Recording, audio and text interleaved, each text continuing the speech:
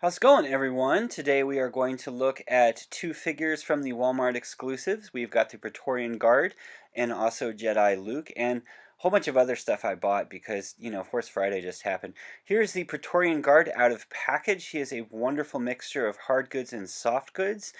He has a soft goods skirt.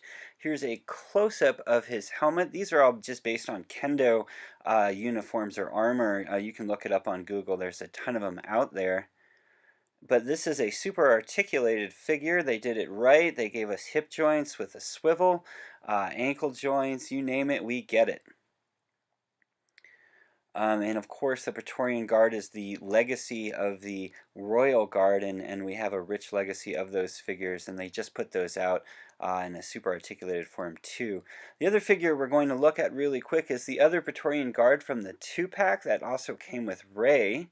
What I want to do is pretty simple. You guessed it. I have an extra one of the super articulated. I want to do a nice easy head swap because this one is different. I think there's a total of 4 different Praetorian Guards altogether. You can see it works great. The problem, of course, is that the head is a little bit too large, so it kind of wobbles around like a bobblehead. But otherwise, it works really, really well. It's the same, pretty much the same outfit from the shoulders down anyway, so I have a feeling I'm not the only one who did this, but nonetheless. Here is the Rey figure that came in the 2-pack. This is my first Last Jedi Rey, and I actually really like what they did with her outfit. She also comes with this blaster, which is not nearly as goofy as the blasters we got with the last 2 series of toys.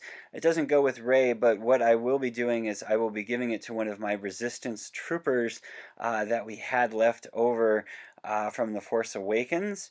And I actually use these guys as just extra grunts for my little battle scene from Rogue One. Let's move on here to the figure everyone's been waiting for, and that is, of course, the Jedi Luke. And this is just the 3 3/4, and you can see they did just an absolutely amazing job with it, giving him this nice cloak. You can take the cloak off. He has his robot hand. Interestingly enough, though, he doesn't come with his lightsaber. This might be something we see in the movie.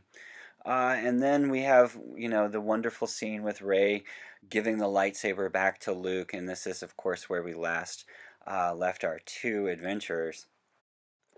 This is my own little mini adventure called Save the Giant Porgs, but I also want to read to you something from the back of the Praetorian Guard box. It says, as the Supreme Leader of the First Order, Snoke was flanked by crimson-clad guardians. Was is the key word there, which implies either that, yes, you guessed it, Snoke dies in the movie, and they just gave us a pretty big spoiler, or one of the bigger typos of all time. I'll leave it up to you to decide, and of course we won't know for sure until the movie comes out, but I thought that was an interesting little bit of information.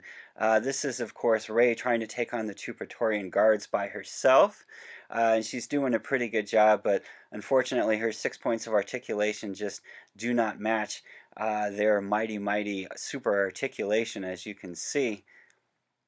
And eventually they overcome her, but have no worries because in the background there is, of course, our Jedi hero, and he is, of course, super articulated as well. Here we have him removing his robe, and we can only guess what will happen next. I have a feeling something like this is actually going to happen in the movie, but we'll have to wait and see, of course, just like whether or not Snoke gets killed. I actually personally think that there's going to be another bad guy even mightier than Snoke, kind of hiding in the wings, if you will, and that's what we're going to actually see in the 3rd movie. Thanks so much for watching. We'll see you soon.